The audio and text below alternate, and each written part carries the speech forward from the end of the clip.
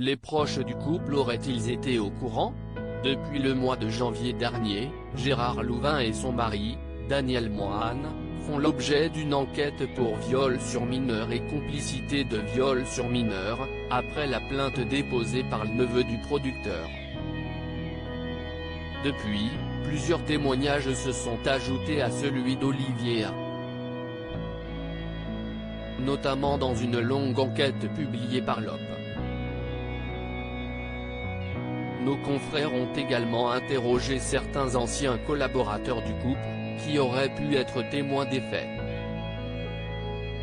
Si Julien Courbet et Jean-Pierre Foucault assurent n'avoir rien vu lorsqu'ils travaillaient avec Gérard Louvain, ce n'est pas le cas de Lio.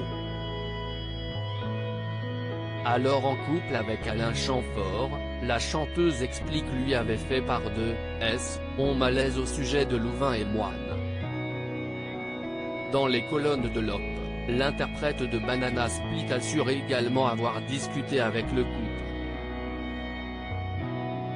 J'ai été écarté et blacklisté de leur programme. C'était une époque d'impunité organisée, tous ceux qui savaient ont tourné la tête. On a manqué de courage, explique Lio. Toujours dans l'Op, plusieurs victimes présumées du producteur et de son mari sont sorties du silence. Notamment Mathieu, qui les a côtoyés dans les années 1990. Je suis soulagé que ça sorte, explique-t-il, 30 ans que j'attendais cela. Il raconte ensuite, un jour, Daniel enclenche une cassette porno. Il s'allonge contre moi, fait des mouvements de bassin et m'embrasse dans le cou. J'étais dégoûté. J'avais 14 ans. Je l'ai repoussé violemment, et il n'a pas insisté. J'ai hurlé, je ne suis pas un pédé. Avant de sortir de la pièce, il m'a regardé en souriant. Tu es trop jeune pour le savoir. Selon Pierre Debuisson, l'avocat de 5 plaignants, ce dossier s'apparente à l'affaire Weinstein, l'omerta doit cesser. Ils évoquaient un ignoble chantage fin janvier, Gérard Louvain et son mari ont réagi à ces accusations par le biais d'un communiqué de presse rédigé par leurs avocats.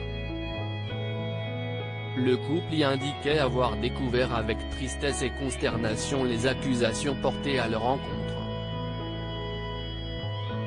Les deux hommes dénonçaient alors un ignoble chantage portant sur la somme extravagante de 750 000 € dont ils sont victimes depuis plusieurs semaines et auquel ils ont légitimement refusé de céder.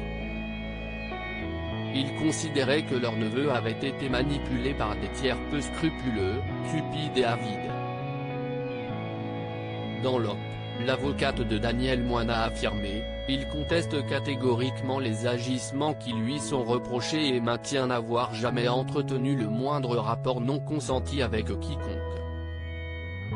5 plaintes sont à ce jour enregistrées par la police.